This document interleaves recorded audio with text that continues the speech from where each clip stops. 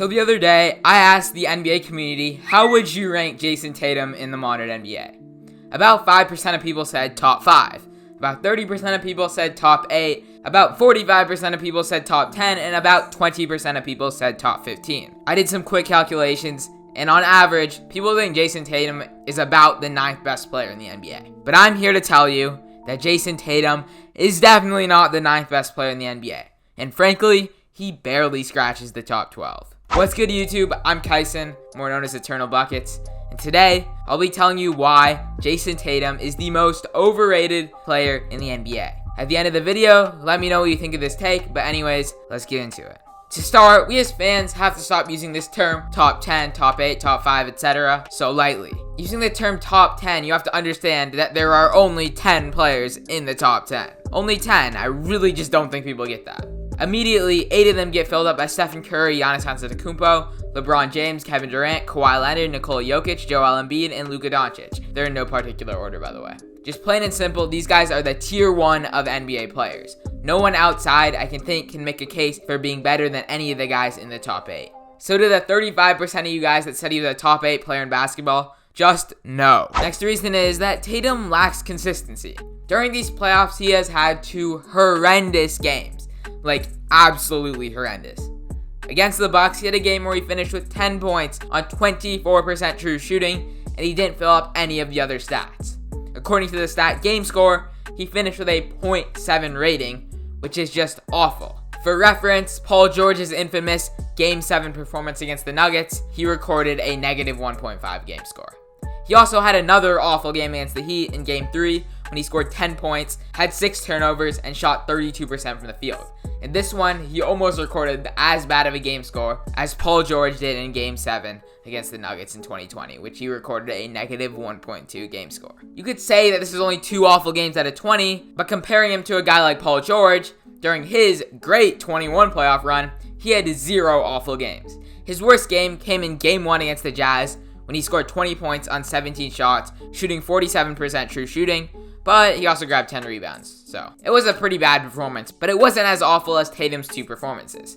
Another comparison I can draw is that a top 8 player like Kawhi Leonard, his last playoff game in which he finished below a 5 game score was 2015. 2015, that was ages ago. To me, that consistency separates a superstar from just a star. I know I just mentioned George having 0 bad games in the 21 playoffs, but we all know he's had some bad ones, which I don't think makes him a superstar. And same goes for Tatum. The occasional Tatum horror show is almost a guaranteed loss for the Celtics. And if he goes for one of these games against the Warriors, that probably will be the deciding factor in the series. Editor me, by the way, I don't think I mentioned this. Tatum's Game 1 against Golden State was very bad, but it wasn't nearly as bad as the other games because he finished with 13 assists. Okay, let's go back to the video. Additionally, game score doesn't add defense into the equation, and Tatum is a good defender, but he's not all defensive level like a George or a Kawhi.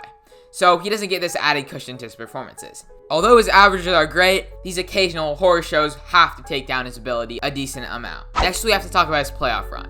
I know I just said his averages are great, and they are good, but I think this playoff run is starting to get really, really overrated. Sure, he made the finals, but he didn't make the finals carrying the team. He made the finals as an important team player. Unlike a Giannis or a Kawhi, who just carried their team to the NBA Finals, Tatum is totally not doing that. In the playoffs this year, he's putting about 26.3 points per game, 6.6 rebounds, 6.1 assists on 57% true shooting. This is great, but comparing it to 2 other forwards, he probably needs to be better than to be top 10. It's not nearly as good. Jimmy Butler in the 22 playoffs averaged 27.4 points, 7.4 rebounds, 4.6 assists, and he did it on 60% true shooting. Paul George in the 21 playoffs averaged 26.9 points per game, 9.6 rebounds, and 5.4 assists on 58% true shooting. Also, when Kawhi went down with an ACL tear, he majorly stepped up, averaging almost 30 points a game, 11 rebounds, and 5.6 assists on 56% true shooting. Plus, I mentioned this in the last segment, Paul George had 0 awful games during his playoff run, while both Butler and Tatum both had 2, I think. So we have to add that also into the equation. And let's not forget that both Butler and George are far better defenders than Tatum, as they are both like some of the best defenders in the NBA. If we're going to base our rankings purely off their playoff runs, George would probably rank number 1, Butler would probably rank number 2, and Tatum would rank number 3. This would move him out of the top 10. Finally, we just have to consider that there are a lot of good players in the NBA. Outside of the top 8 players, we have to consider, of course, the 2 forwards that I mentioned previously, but we also have to consider 2 guards, Ja Morant and Damian Lillard. 2 guys that can make a very strong case for being top 10 players in the NBA. Lillard had 2 consecutive seasons where he nearly averaged 30 points and 8 assists. Morant was sensational in the 3 games against the Warriors, and with those, he pretty much canceled out his terrible first-round series. Though that inconsistency definitely hurts his stock, but at the same time, when he has off nights, his playmaking does make up for that. If you want his overall playoff numbers, he put up 27 points, 10 assists,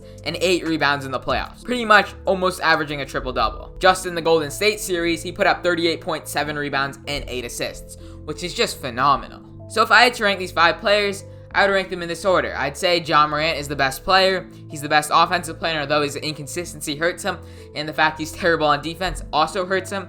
I still think his offense is just so much better than all the other players.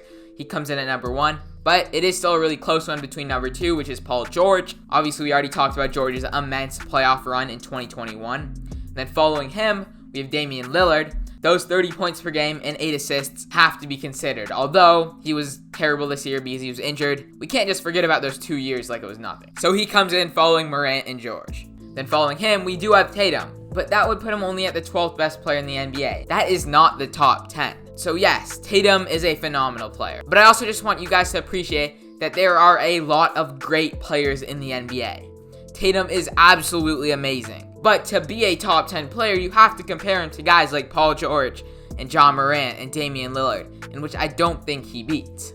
I just don't think Tatum's at the level that other NBA fans are telling me he's at. But anyways, that's just my opinion. If you guys disagree with me and you guys really think Tatum is just that good, feel free to let me know what you disagree on in the comment sections down below. I don't take anything personally because we're just talking basketball. Anyways, I'm out. Subscribe.